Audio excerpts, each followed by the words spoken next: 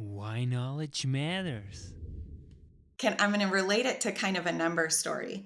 And we use this activity to build number sense, but whether you're starting with like dot images, which I talk about in the book, or numbers or 10 frames, or even just putting the number up on the board, like let's say we put the number 36 on the board and we ask students, what do you see? Students may say, I see 36, but I see 36 as 18 and 18, or I see 36 as six groups of six, or I see 36 as 30 and six.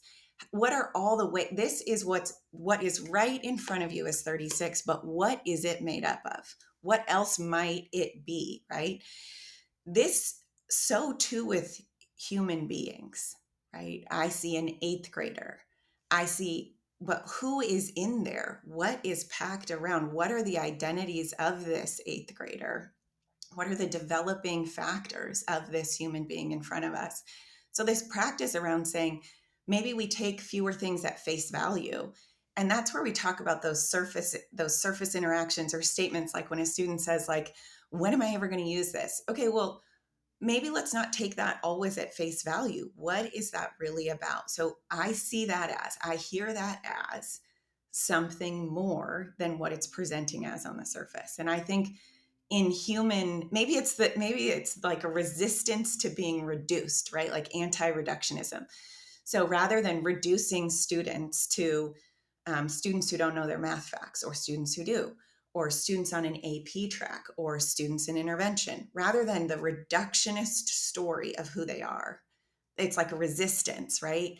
Holistic approaches, the whole human endeavor says, resist the notion that we can reduce everybody into their simplest form and solve problems about their learning. They bring the whole complexity of who they are to the classroom. We bring the whole complexity of who we are to the classroom.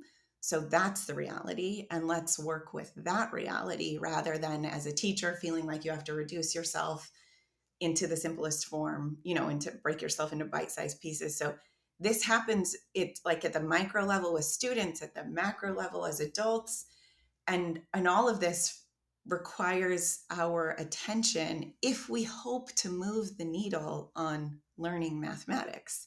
And not just learning mathematics for the sake of learning mathematics, but for the sake of instilling in students that in educational spaces, their ways of thinking matter.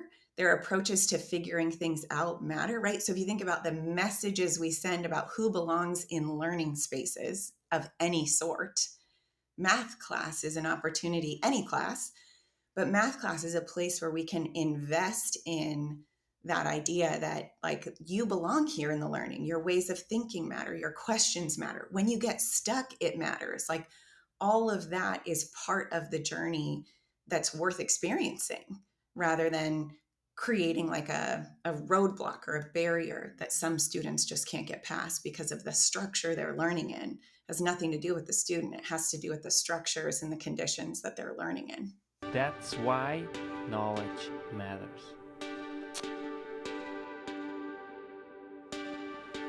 Make your life a masterpiece. Visit now programs.d-ykm.com.